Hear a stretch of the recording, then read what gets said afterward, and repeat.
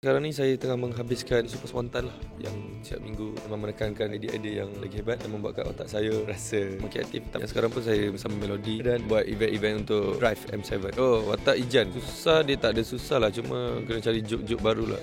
Tetapi memandangkan kita shoot benda tu tahun lepas, benda tu dia nampak macam subtle, ada kuat sangat. Sebab kita dilalui ombak-ombak yang penuh dengan lawak-lawak, jadi susah untuk saya mencari lawak-lawak lain. Kalau kita tengok dalam banyak-banyak saya buat, lebih kurang 10% je kot orang gelak kan apa yang saya buat lah sepanjang saya lakukan. Tapi pada saya perlu cari lagi lah, dan saya akui saya masih hijau lagi dalam industri. Ada kita dalam keadaan eksperimen dan dalam try and error kan. Jadi benda yang boleh buat kita buat, benda tak boleh buat kita tak boleh buat lah. Memegang watak Ijan ni kawan kepada Samsul, kawan baik kepada apa nama Samsul tadi dalam cerita ni? Kawan Samsul lah, Mus. Orang tahu lah, orang berlakon cerita ni kawan baik pada Mus. Jadi watak saya tidaklah besar sangat, tetapi bila saya tahu watak saya tak besar, saya perlu mencari lawak-lawak yang boleh membuatkan orang terhibur. Sebab kita ni ada keras dia. Orang nampak seks, orang nampak cerita ni mau pada Lami, ujung-ujung lepas tu kesedihan, keganasan. Dengan adanya saya tahu niat Samsul untuk mengurangkan stres cerita ni. Jadi saya menjalankan tugas saya lah, mengurangkan stres orang. Saya duduk hospital selama 2.5 hari je. Tapi doktor nasihatkan supaya keluar hospital, rest, jangan buat kerja, lepak dulu sampai habis ubat antibiotik doktor bagi tu, sampai rasa okey, betul-betul okey,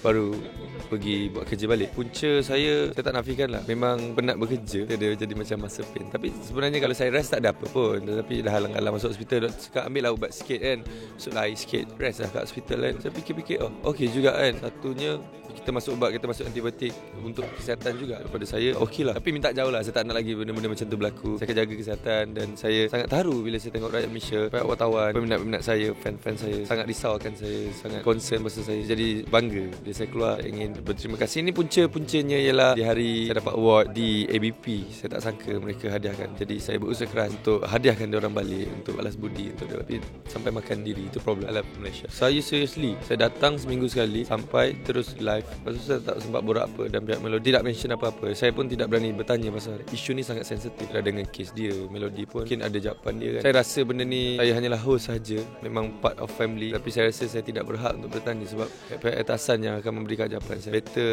tanya pihak atasan lah. Saya nak tanya, saya pun tak boleh bagi komen lebih lah. Kepada semua penonton-penonton, Bosnya 2 kembali apa? Jalan kembali. Kepada semua penonton-penonton, jalan kembali Bosnya 2. Ingin saksikan bagaimana mereka melalui liku-liku sebagai orang muda. Kenapa anda perlu insaf dan anda tidak sedar kesilapan-kesilapan anda. Saksikan dan kembali Bosnya 2 di program berdekatan untuk menginsafkan diri anda, insya-Allah.